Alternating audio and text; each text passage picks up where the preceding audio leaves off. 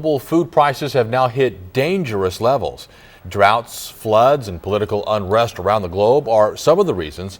Uncertainty in the Middle East is fueling rising prices at the pump.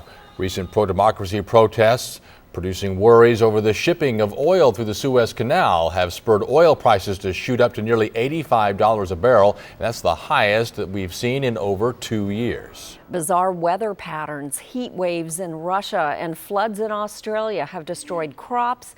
That's also affecting food prices. And the dollar isn't going as far as it used to at the grocery store. Some local farmers are benefiting from that, but others are feeling the pinch. And KTBS 3's Kristen King is here with us now for some details. Kristen? Well, Jerry, prices are up across the country and across the globe, but local farmers feel the spikes long before the food hits shelves. According to the World Bank, food prices have risen 30% in just a year, and oil and metal prices are up 100%. But the effects aren't just felt on the food aisles. What we're seeing already is about a 25% across the board cost of doing business has increased on our feed especially. A year ago we would see these range cubes that we're feeding these cows in the low 200 per ton. We're seeing them right at $300 per ton now.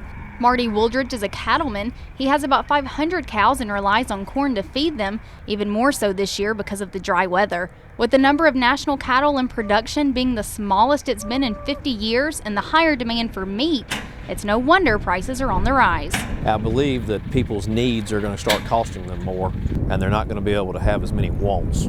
Farmer Stephen Logan is on the other side of the spectrum. He grows corn, soybeans, and cotton and attributes much of the rising cost to China's growing economy. They want to buy more food. They want to eat more protein. And to raise beef and to raise swine, it takes feed. Meat prices are up 20 to 25%, and corn is currently pulling more than $7 a bushel. Corn has been here before, although it's not a place that it normally stays, and it won't stay this high for very long. And whether farmers are able to capitalize on those prices or not, a lot of it depends on the timing and when our crops come off. Not all of the upcharge consumers see in the grocery store lands in the farmers' pockets. There are several middlemen between the herd and the dinner table, but Logan says he's taken it in stride. It fluctuates all the time. That's the good and the bad about commodity prices. If you don't like them, just wait a little while, they're going to change.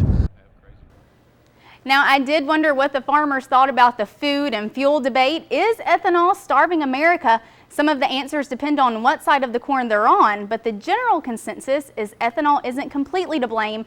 Floods, droughts, and higher demand also play a part. And although 15 to 20% of the corn market goes toward ethanol production, once stripped, 60% of the corn can still be used for feed.